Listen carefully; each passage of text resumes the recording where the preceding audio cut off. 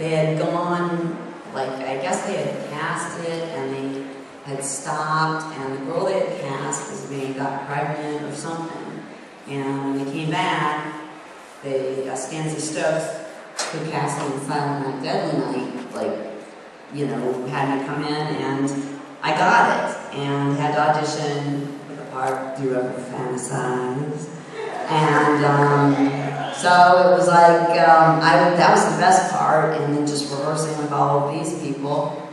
And then the worst part was getting all of that white paint on me and standing in the freezing rain all night long. That was the worst. And then trying to go home at 6 in the morning and being back on set at 4, and I really couldn't get the paint off.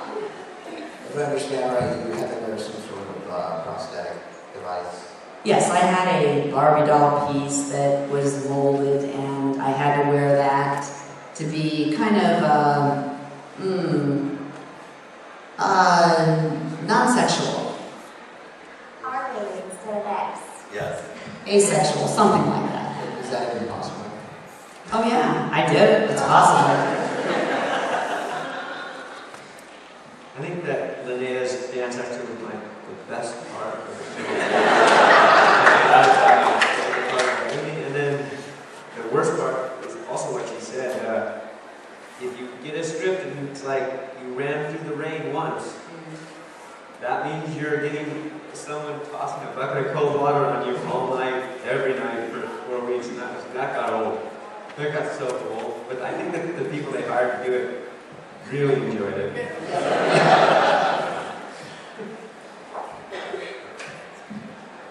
For me, the best part was, Linnea's dance. Wow, she's hot.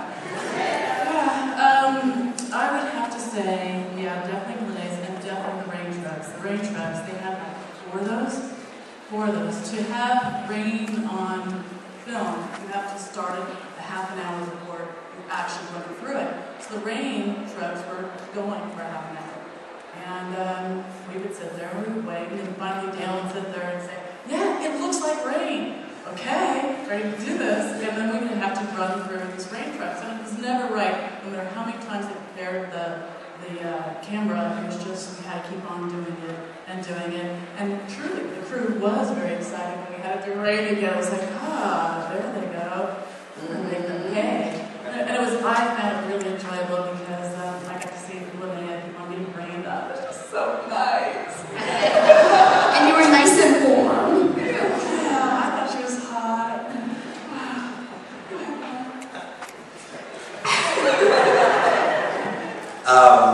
I would also say that watching Linnea dance naked was the best part.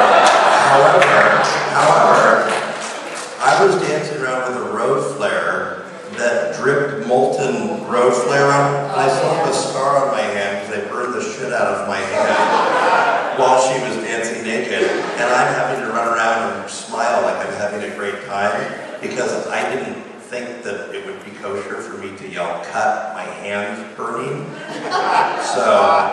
So that was sort of, so I have a scarred up hand from Return of the Living Dead due to molten road flare lava burning my hand. Yeah, so I guess that instead my best part would be, honestly, just the moment in the mortuary foyer, and then in the chapel when the zombies are breaking through the windows, and I'm smashing them with a sledgehammer.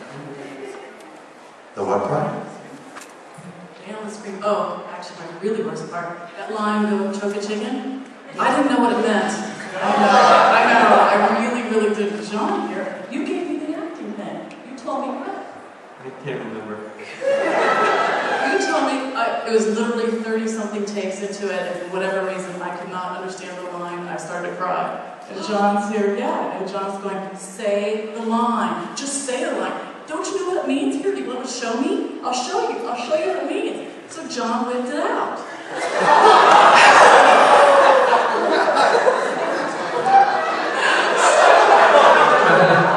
I never heard that story. Oh my God, that's it! From that point on, it was easy. You had chicken in your pocket, huh? Right. And then Dan, to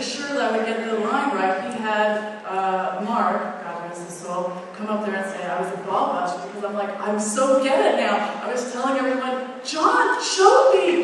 He showed me. Oh my God, he showed me. Sorry, John. You know, Not it's even not follow for that. our craft. Things we do for art. My worst part was I had that line, he got a job, what a dick. And I didn't know what that meant, so John whipped it out.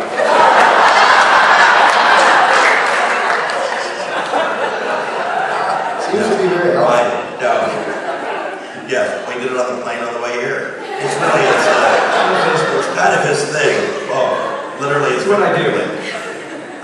No, my worst part, well, listen, I did not enjoy being wet also. That was terrible. Because, you know, the first 2 weeks of shooting were the location stuff where they had the rain machines pouring on us. And then the rest of the film, we were indoors on the soundstage warehouse in Burbank. But the problem was, you know, the movie, we're always either just coming in from the rain or going out to the rain. So we put on our whole costume, would be nice and dry and comfortable. And then the first thing that would happen before we, you know, film was people would come along with sprayers and buckets of water and dirt and mud, and then put mud on us, and you know, and then all day long you were just damp. I actually grew mold in my crotch area. That's new. But honestly, the worst thing for me was that, you know, I was fine with having the mohawk for the movie. It was kind of cool. It's not something I would have done normally because I wasn't really very punk rocky. It was really just acting. And I was fine and loved having the mohawk when I was in character doing the movie. But outside of work, like at the market or at the store or wherever I was, people treated me like shit because I had a mohawk. And I was dressed like this. I mean, it wasn't like I was all punked out. I didn't spike it up every day. It just hung there. And people literally looked at me like I was the biggest freak of nature just because I had a mohawk. And I had never been a particularly judgmental person before that. But if I had anything left in me, it was eradicated by that experience. And ever since, you know, I always thought it was kind of cool that people were unique and different and, you know, sport different looks.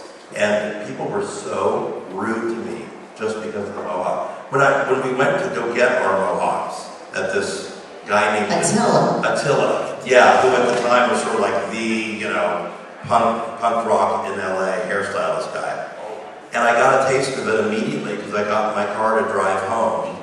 And at a stoplight, 3 blocks from getting my haircut, this little German lady in a Cadillac rolled down her window, motioned for me to roll down my window, and I'm like, is my car on fire? What's going on? And she literally looks at me and goes, what does your mother think of your hairdo? And I looked at her and I was like, really? What? I said, oh. And of course, like, you know, like an idiot, I was just like, oh, it's for a movie. You know, and then I pulled away sheepishly. And then as I started to drive, I was like, well, fuck you, old German. And I said, my hair, what do you give a shit about my hair? And then suddenly I wanted to go, you know, my mom cut it.